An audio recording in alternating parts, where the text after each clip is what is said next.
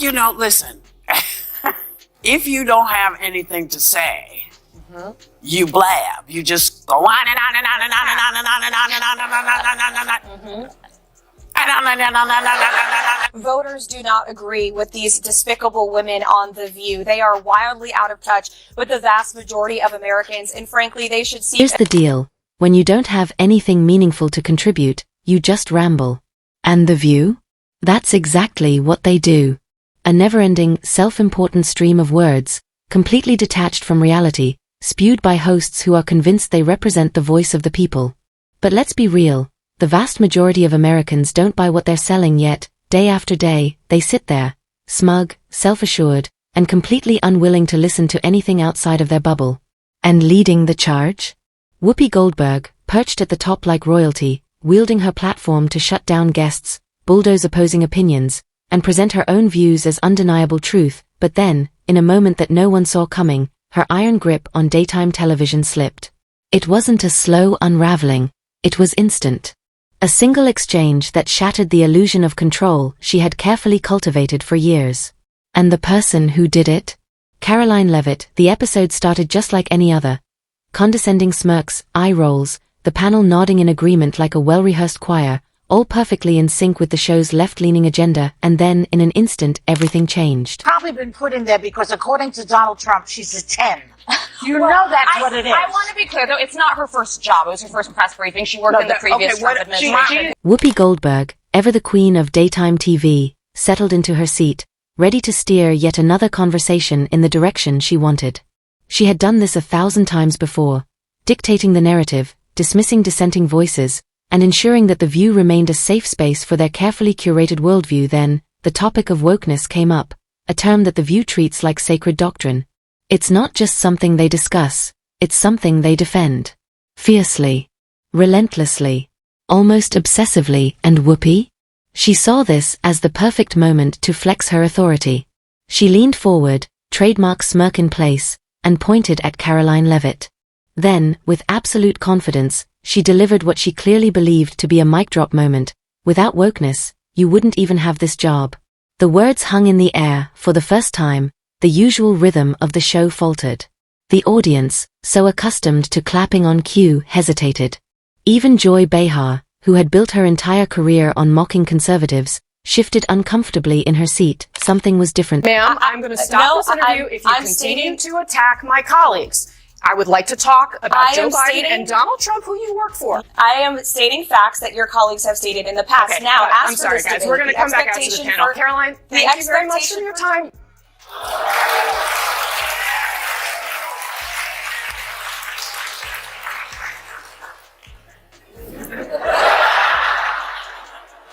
That was so good. What Whoopi said next was exactly what you'd expect. Predictable, patronizing, and completely unoriginal. You'd think that after all these years as a host, she'd at least come up with a fresh take. But no. The same tired talking points. The same dismissive attitude. The same smug certainty that no one would challenge her. But this time, she wasn't dealing with just any guest. This time, Karoline Leavitt was sitting across from her. And she wasn't about to let Whoopi get away with it. So, let's see how this plays out.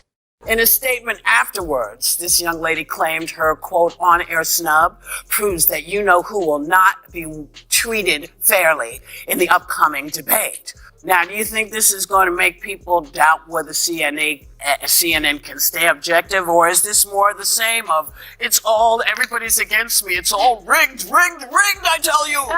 Is everything rigged? No, it's their MO. That's what they do. Rachel Maddow said last week, she's like, if the election is lost, it was rigged. If there's a debate, then the moderators are probably biased and they're prejudiced against. Tension in the studio was thick. You could feel it. The usual easy banter had vanished, replaced with an uneasy anticipation. And Whoopi?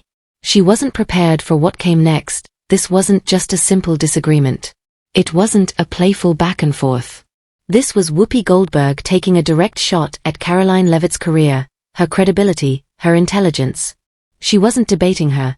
She was dismissing her entirely, reducing her success to nothing more than a side effect of the very ideology she opposed. It was condescending. It was belittling. And it was meant to shut her down. But Karoline didn't flinch. She didn't rush to defend herself. She didn't stumble. searching for the right words. She didn't even seem rattled. Instead, she did something far more powerful. She smiled. A slow, deliberate smile. Not cocky. Not arrogant. Just knowing. It was the kind of smile that said, "You just made a big mistake." Divisive and disgusting speech that any president, certainly in my lifetime, has ever given. He essentially waged war on half of the country by saying that we are all a threat to democracy because we believe in putting America first. It's not radical to want to put your country and your own people first. It's not radical to want to have a strong border, a strong military, and to unleash the might of your own economy, not economies around the world. Discussion. The hosts of The View chose to mock her. It was telling. They claim to stand for women's empowerment, until that woman happens to be conservative. Then, suddenly, the rules change. Suddenly, the support vanishes. It reveals everything about their underlying agenda. Let's see how this plays out. Because something tells me Karoline is about to drop a truth bomb they won't be able to ignore. You know, we have seen cultural Marxism trickling its way through every institution in this country. The public school system, the higher education university system, Hollywood, big tech, the corrupt mainstream media that I fought against in President Trump's White House are indoctrinating my generation of Americans into hating our country, hating one another based on race and gender and all of this other BS. 4 years. Whoopi Goldberg had dominated The View. Her name alone carried weight. She had built her reputation on overpowering guests, steering conversations in her favor, and silencing dissenting voices with well-timed interruptions and sarcastic put-downs. But this time? The usual tactics weren't working. Whoopi shifted in her seat. Her confidence wavered. The usual smirk gone. She was used to guests fumbling, struggling to keep up, searching for words while she steamrolled over them. But Karoline wasn't giving her that luxury for once. Whoopi was the one on the defensive. She opened her mouth. Then shut it. Opened it again. Still, nothing. The audience, usually so quick to rally behind her, was frozen. Even the most loyal View fans seemed unsure of how to react, and then came the moment of truth. The one question that left Whoopi completely speechless. If wokeness is truly about diversity and inclusion, why are conservative women the ones being silenced? Silence. Whoopi had no answer. No comeback. No sarcastic retort to brush it off. For the first time in ages, The View wasn't in control. Desperate to regain footing, Joy Behar forced out a nervous joke, an attempt to break the tension. But it was too late. The damage was done. Whoopi Goldberg had done something that even she had never done before. She had completely unraveled on live television. Well, listen. If you don't have anything to say, you blab. You just go on and on and on and on and on and on and on and on and on and on and on. Right. That's what you hear. Yeah. When they don't have anything to hold you with, nothing to make you think about what they have to say. Hard to watch, isn't it? The way she dismisses facts, dodges arguments, and responds with smug condescension instead of actual substance. It's almost embarrassing. And yet, somehow, she still holds onto her platform. Whoopi Goldberg continues to command a major voice in daytime television, despite the fact that, time and time again, she gets backed into a corner and exposed for what she truly is. Someone who can't handle a real debate. You have to wonder, how does she keep getting away with it? Is it just because she's been ingrained in The View's culture for so long? Because at this point, you'd think ABC would have replaced her with someone who can actually bring thoughtful discussion to the table. It's baffling. They talk at you, not to you, and that's what she was doing, and she was doing it, and it's not new. No. But everybody's hip to you all now. Yeah. And we are anticipating that you are not prepared. Because you keep saying you going and you preparing when you're on the train. The internet went wild. Within minutes, Whoopi's stunned reaction was all over social media. Memes, reaction clips, endless commentary. The clip of her speechless expression played on an infinite loop, as people dissected the moment she realized she had no way out. But here's where things take an even crazier turn. This wasn't Whoopi's first brush with controversy. Far from it. Over the years, she has turned The View into a lawsuit factory, dragging ABC from one legal battle to the next, from tone-deaf comments about the Holocaust to bizarre defenses of questionable figures. Whoopi has been at the center of some of The View's most scandalous moments. But nothing hit ABC harder than the recent wave of defamation lawsuits. First, It was Carrie Underwood. Then, Elon Musk. And now, Karoline Leavitt, each lawsuit stacking up, one after another, making it harder and harder for ABC to ignore the cost of Whoopi's unchecked rhetoric, and this time, she had no one to blame. No one to throw under the bus. Let's talk about Carrie Underwood. When she performed at Trump's second inauguration, Whoopi and her co-hosts launched a vicious attack. They didn't just criticize her performance, they tried to destroy her. They mocked her, ridiculed her, and even suggested she had ruined her career.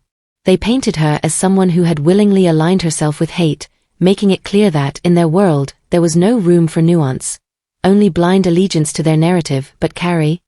She didn't stay silent. She didn't offer some vague PR-approved statement. She fought back. She filed a $1 billion defamation lawsuit against The View. And when that case finally made it to court, something explosive surfaced. Something that even Whoopi wasn't ready for.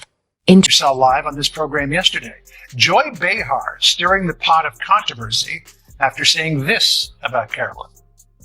She's probably been put in there because, according to Donald Trump, she's a 10. You know that's what it is. You want to take this? No, you cannot be attractive and smart. I will try to give Joy the benefit, and oh, thank you.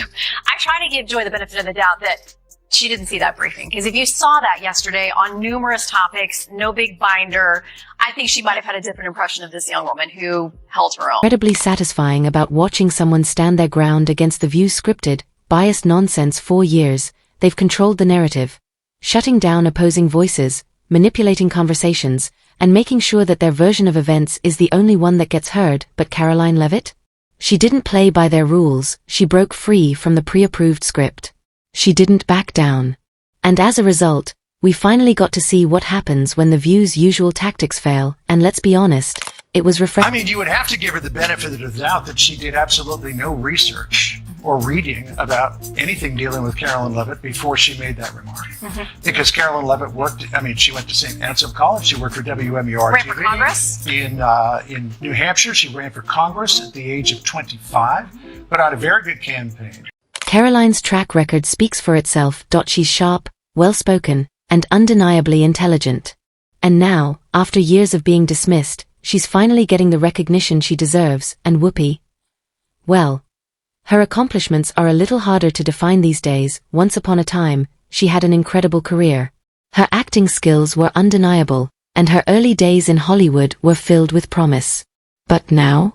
Now, she seems more focused on stirring controversy than contributing anything meaningful. Her role on The View feels less like a respected commentator and more like a relic of the show's past.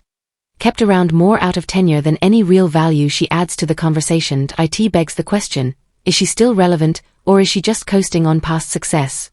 Intro. She lost by 8 or 9 points, but she still put on a good campaign. Then she was the press secretary for the Trump campaign, going on TV literally every day. Well, heavily pregnant and a new mom. Pregnant, yeah, she's a new mother.